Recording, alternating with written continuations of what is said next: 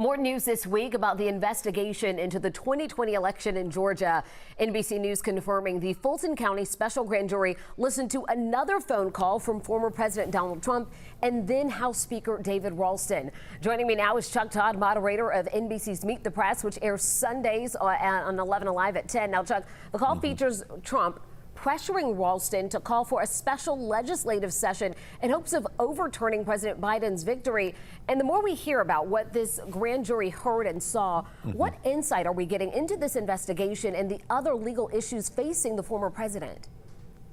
Look, I think the fact that there is a second phone call, the fact that this was a concerted effort, this wasn't a one-off. You can't just sit there and say, based on one phone call that we all heard that was made public, and make these assumptions. You now have a pattern.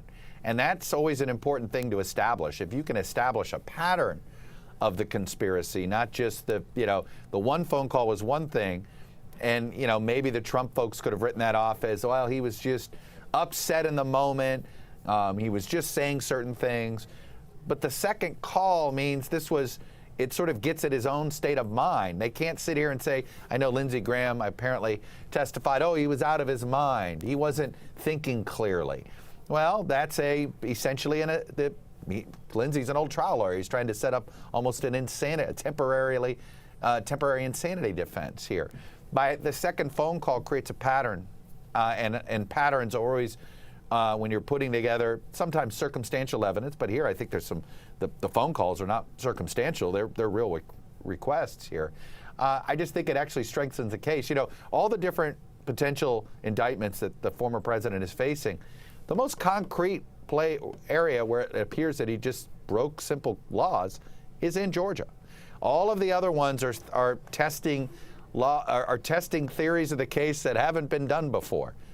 In Georgia, it's pretty cut and dry. It feels like there's not a lot of subtlety here or unusual legal theory to try to get the indictment. This is pretty straightforward.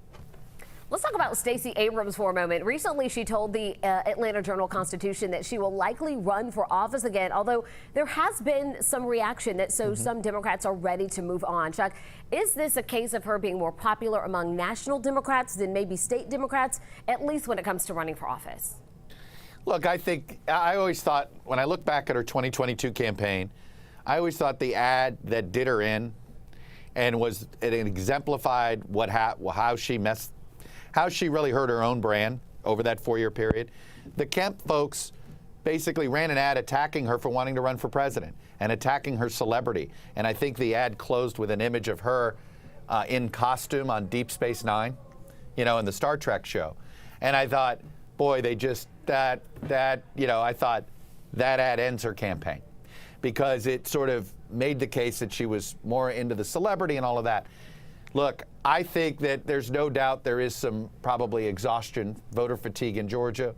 I think there is some with national donors.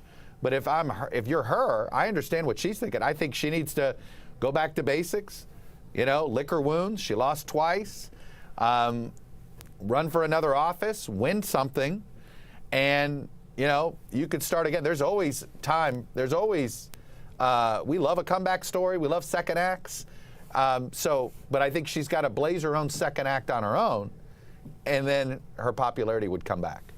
So this Sunday, you'll be speaking with Senator Elizabeth Warren and Senator Mike Rounds, both on the Senate Committee on Banking.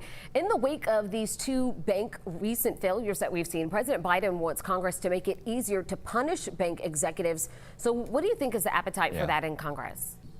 Oh, I think the appetite's very high on that. Look, every elected official this last week has been desperate to blame somebody, pointing a finger. They want to, the left wants to point at elected officials who deregulated. The right wants to point at the Fed chair or Joe Biden.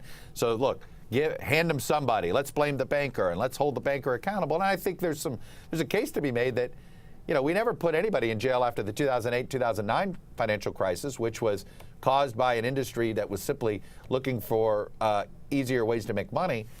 I think this is a way of at least creating some criminal liability for bankers that do risky behavior. And I think that in this case, this will be very popular. I don't think this will be something neither party will want to see the other one become the party of accountability on banking executives. So trust me, this will pass, and you'll see something. All right, Chuck, before we let you go, March Madness underway. President Biden's pick of Arizona already bit the dust. Who do you have winning it all? Well, in my heart, it's Miami, but on my bracket, it's Texas. So, because I had to pick Texas and Miami are in the same bracket. But hey, I'm talking to you guys in Atlanta. How about for Kennesaw State here? I know, a lot they showed of up us. all right. I don't want to spoil anything here, but nothing like being competitive. That's right. A lot of us rooting on the Owls. Chuck, thank you so much. As always, Meet the Press airs Sunday morning at 10 on 11 Alive.